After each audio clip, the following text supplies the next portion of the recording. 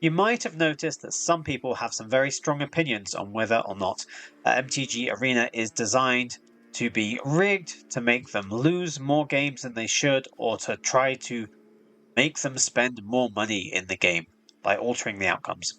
So we're going to go through a few different ways where the game can be influenced or can influence the way that we react and the outcome of games. And first of all, we're going to start with this secret algorithm that you may not have heard of before.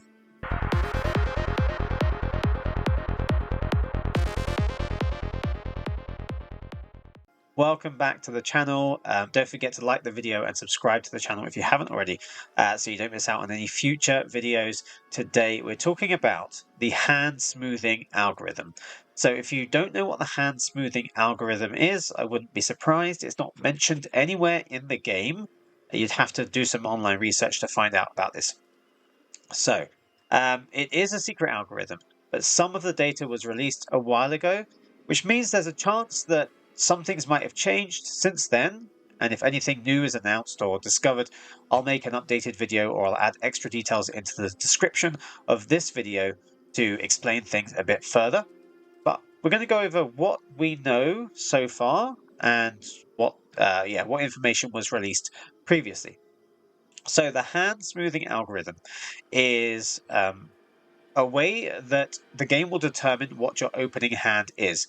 So it only affects best of 1 games, so it won't affect traditional best of 3 games. It basically will draw at least 2 different hands for you in secret. You won't see this.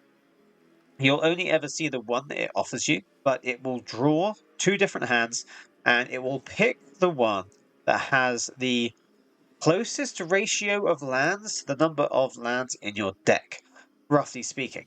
So it basically means that if you have about 40% of your deck are lands, which is relatively normal, that's like a 60 card deck with 24 lands in it, then the game is most likely to try to give you an opening hand that has roughly 40% lands, so maybe 3 out of 7 lands.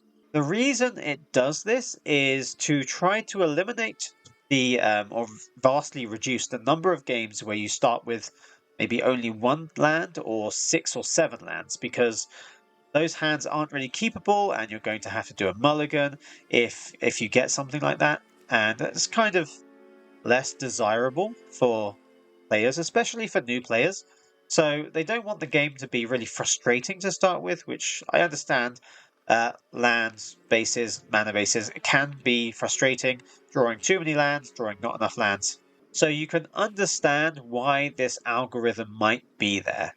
If it wasn't there, you're going to have more cases of 1 land or 6 or 7 lands. You'll have to mulligan more often. Then when you mulligan, you have fewer cards in your starting hand because you have to put 1 back. And then the game's just going to be more frustrating in general. And this is especially the case for players of other games that are relatively similar, that might not use the same land or mana system. You might just get extra energy each turn to cast your spells, and it's just a bit more streamlined in that way, like Hearthstone or Marvel Snap. You've probably seen lots of people online complain about the mana system. How many times do you see someone complain that I drew nothing but lands, and drew lands 4 turns in a row, and this can't possibly be random? That's the shuffler, that's a different thing. But basically, the mana system can be really frustrating for people, even for like experienced players of the game. So for newer players that might be used to different systems that don't require a careful balancing of lands and the random drawing of lands to be able to cast your spells, you can understand why it might be frustrating for them if you have to mulligan more often and they have more frustrating games. And then add to that the fact that you might play a high number of games in a day or a week or a month, and you're more likely to see those more extreme outcomes and more likely to remember those extreme outcomes. So even if there was a 1% chance of getting a certain outcome, of getting like 1 land or no lands in your opening hand, it becomes much more likely for playing hundreds of games. So the hand smoothing algorithm is basically just there to reduce the number of mulligans that are ever required and generally improve or smooth out the player experience. So a bit more detail on how it actually works. Originally, it was announced that it will take 2 hands and give you the most, most balanced hand between lands and non-lands. I've seen other people suggest it's now 3, but I couldn't find any particular source that confirmed that. So let's just assume it's 2, maybe 3 hands that it will draw in secret. It will give you the best one that it can figure out from that. Now, it doesn't look at the color of lands or spells in the deck, and it doesn't look at the type of spells. It only looks at lands and non-lands and trying to get a relatively balanced ratio of both of them. So you might have, in a deck like this, I might have lots of black spells, I might have nothing but white mana, you might have nothing but removal and no creatures, but the right lands or the right number of lands. So it doesn't make sure you have the perfect opening hand. It's not there to make sure the game goes exactly in your favor, just smooths out the lands to start with. And while this algorithm does benefit everyone to some extent, it does generally benefit monocolor aggro decks more than multicolor slower decks.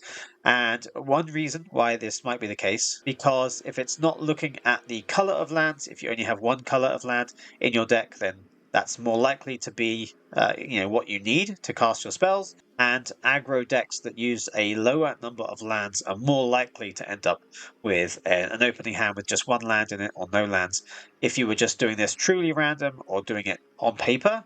So it makes those decks work better than they would otherwise.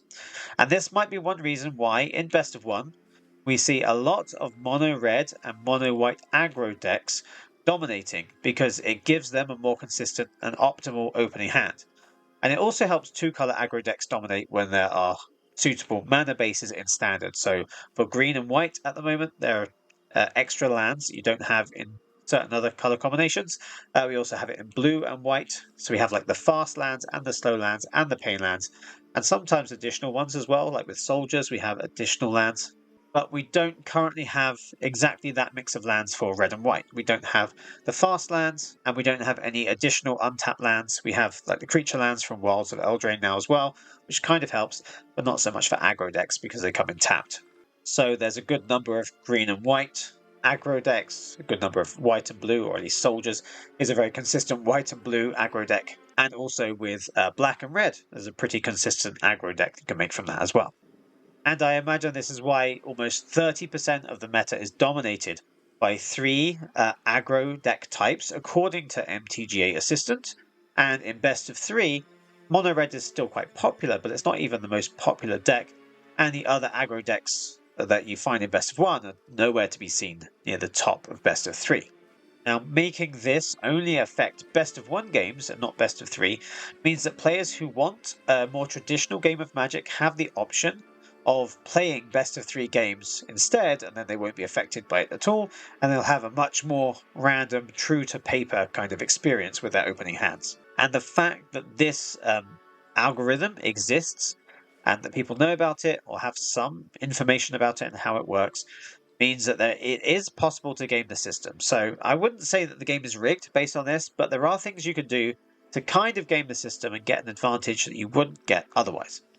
So, with a 40 card draft deck, you can now more easily have like 16 lands rather than the usual recommendation of 17, because you're still quite likely to get 2 or 3 lands in your opening hand most often, based on the 40 card deck in a draft game. Based on some findings, 99% of opening hands will have 2 or more lands, compared to around 80 or 90% in a purely random distribution.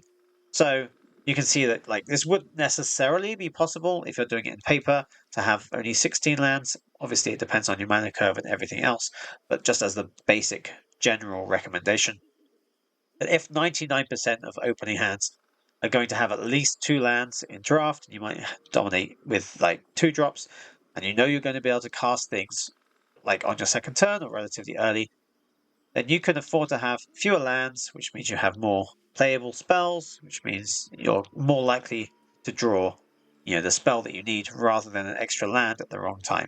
It's not a huge difference, but it does help you get off to a much better start if that's the case. And it also means that red-based aggro decks can go to as little as maybe 19 lands and still achieve a pretty decent win rate. But you have to have a super low curve in order to maintain it, so probably nothing above a 3-drop. I think you probably can go down to 18 lands, and I've seen people mention that before, but according to untapped.gg, I couldn't find any 18 land decks that have a particularly high win rate. It might just be that there isn't a huge sample size, but I mean, 19 lands does sound pretty low. I normally have 20, maybe 21 in the lowest that I go to. But yeah, you can go lower than that and still, most of the time, get away with a good curve of 1, 2, or 3 lands.